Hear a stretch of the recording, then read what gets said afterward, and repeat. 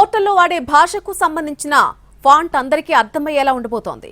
Portal అందుబాటులోకి వచ్చాక ఏకకాలంలో 1 కోటి మంది బ్రౌజ్ చేసిన సర్వర్ పనిచేసేలా చర్యలు తీసుకుంటున్నారు అధికారులు. ఏఐని వినియోగించి పోర్టల్లో బగ్స్ ని సృష్టించే ప్రమాదాలు లేకుండా సైబర్ దాడులను ఎదుర్కొనేలాగా అత్యాధునిక టెక్నాలజీతో పోర్టల్ రూపకల్పన చేశారు. ఎన్నికల వేళ ఇచ్చిన హామీల అమలులో భాగంగా ధరణి పోర్టల్ స్థానంలో భూభారతి పేరుతో నూతన రెవెన్యూ చట్టం చేసింది ప్రభుత్వం. రాష్ట్ర ఆవిర్భావ దినోత్సవం జూన్ 2వ తేదీ నుంచి పూర్తి స్థాయిలో భూభారతి చట్టాన్ని అమల్లోకి తీసుకురావాలని భావిస్తోంది ప్రభుత్వం.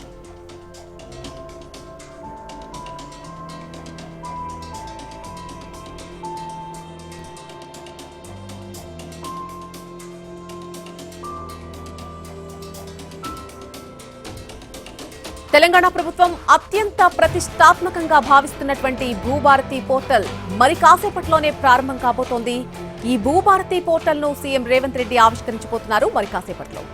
పైలట్ ప్రాజెక్టుగా ముందుగా 3 మండలాల్లో అమలు చేస్తారు.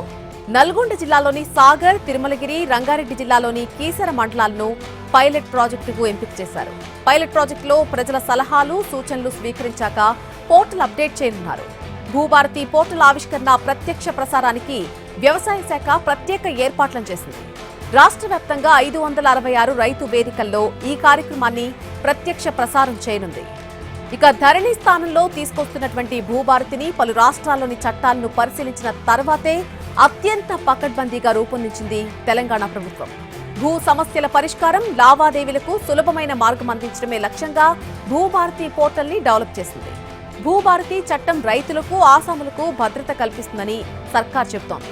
కనీసం 100 ఏళ్ల పాటు ఈ వెబ్సైట్ ఉంటుందని చెబుతున్నారు సీఎం రేవంత్ రెడ్డి.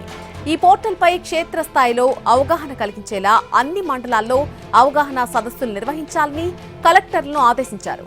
ఇక పైలట్ ప్రాజెక్టులో గుర్తించేటువంటి సమస్యలను, అలాగే ప్రజల నుంచి వచ్చేటువంటి సలహాలు, సూచనలను కూడా స్వీకరించి ఆ పోర్టల్ను అప్డేట్ చేయాలని ముఖ్యమంత్రి సూచించారు. ఇక పోర్టల్లో వాడేటువంటి భాషకు సంబంధించిన ఫాంట్ అందరికీ అర్థమయ్యేలా ఉండబోతోంది. ఈ పోర్టల్ అందుబాటులోకి వచ్చాక ఏకకాలంలో 1 కోటి మంది బ్రౌజ్ చేసినా సరే సర్వర్ పనిచేసేలా చర్యలు తీసుకుంటున్నారు అధికారులు.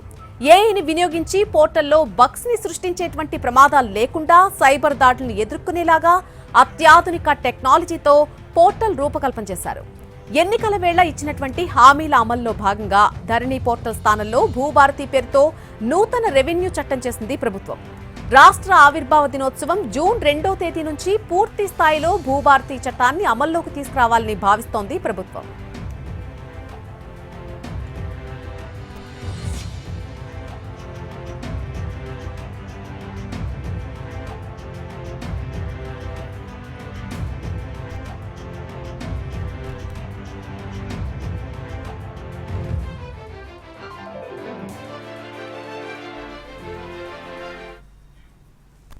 తెలంగాణ ప్రభుత్వం అత్యంత ప్రతిష్టాత్మకంగా భావిస్తున్నటువంటి భూభారతి పోర్టల్ మరి కాసేపట్లోనే ప్రారంభం కాబోతోంది.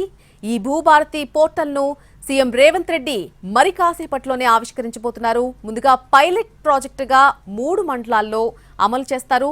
మొత్తం ఈ భూభారతి పోర్టల్ కు సంబంధించి పూర్తి అప్డేట్స్ మా ప్రతినిధి చారి ఫోన్ లైన్ ద్వారా అందిస్తారు. చారి, మరి కాసేపట్లోనే ఈ భూభారతి పోర్టల్ అందుబాటులోకి రాబోతోంది. సీఎం చేతుల మీదుగా ఆవిష్కరణ జరగబోతోంది. పూర్తి అప్డేట్ ఏంటి? మరి కాసేపట్లోనే భూభారతి పోర్టల్ ని అధికారికంగా లాంచ్ చేయబోతున్నారు. ప్రస్తుతం తెలంగాణలో ధరణి అనేటువంటి పోర్టల్ ని అమలు చేసింది గతంలో ఉన్నటువంటి ప్రభుత్వం. ఆ ధరణి పోర్టల్ వల్ల చాలా మంది రైతులు తన భూమిపై ఉన్నటువంటి హక్కులన్నింటినీ కోల్పోయారనేది ప్రస్తుతం అధికారంలో ఉన్నటువంటి కాంగ్రెస్ పార్టీ ప్రభుత్వం యొక్క ఆలోచన. దాంట్లో భాగంగానే ఎన్నికల్లో ధరణిని తీసేస్తామని కొత్త చట్టాన్ని తీసుకొస్తామని చెప్పినటువంటి నేపథ్యంలో దాని అనుగుణంగానే తెలంగాణ ప్రభుత్వం కొత్త చట్టాన్ని తీసుకొచ్చింది. అసెంబ్లీలో ఆమోద ముద్ర వేసిన తర్వాత ఈ భూభారతిని అధికారికంగా లాంచ్ చేయాలనేటువంటి అభిప్రాయానికి వచ్చింది. దాంట్లో భాగంగానే మరి కాసేపట్లో శిల్పకళా వేదికలో ఈ కార్యక్రమము ప్రారంభం అవుతోంది. సీఎం రేవంత్ రెడ్డి, అలాగే డిప్యూటీ సీఎం బట్టి విక్రమార్క, రెవెన్యూ శాఖ మంత్రి పొంగులేటి శ్రీనివాస్ రెడ్డి చేతుల మీదుగా ఈ భూభారతి పోర్టల్ ని లాంచ్ చేయబోతున్నారు. దీంట్లో ప్రధానంగా ధరణిలో రైతులకు ఏవైతే భూమికి సంబంధించినటువంటి లిటిగేషన్స్ అప్పీల్ చేసుకునేటువంటి వెసులుబాటు లేదో ఈ భూభారతిలో మాత్రం పూర్తి స్థాయిలో రైతుకు ఎలాంటి అన్యాయం జరిగినా, రైతుకు ఎలాంటి అప్లికేషన్స్ ఉన్నా వాటిని దరఖాస్తు చేసుకునేటువంటి వెసులుబాటు ఉంటుంది. అలాగే సాదా బైనామాకు సంబంధించినటువంటి అంశాన్ని కూడా ఈ భూభారతి చట్టంలో రూపొందించారు కాబట్టి రైతులకు ఎలాంటి ఇబ్బంది లేకుండా చూడాలనేటువంటి ఆలోచనతో ప్రభుత్వం ఈ చట్టాన్ని, ఈ పోర్టల్ ని తీసుకొచ్చింది. దీంట్లో వచ్చేటువంటి ఏదైనా ఇబ్బందులు ఉంటే దాన్ని కూడా సెట్ చేయడానికి మొత్తం 3 జిల్లాల్లో ఒక్కొక్క మండలం చొప్పున ఎంపిక చేయాలని నిర్ణయించుకుంది. మరి కాసేపట్లో ఆ ఎంపిక చేసినటువంటి మండలాలను కూడా సీఎం రేవంత్ రెడ్డి ప్రకటించబోతున్నారు.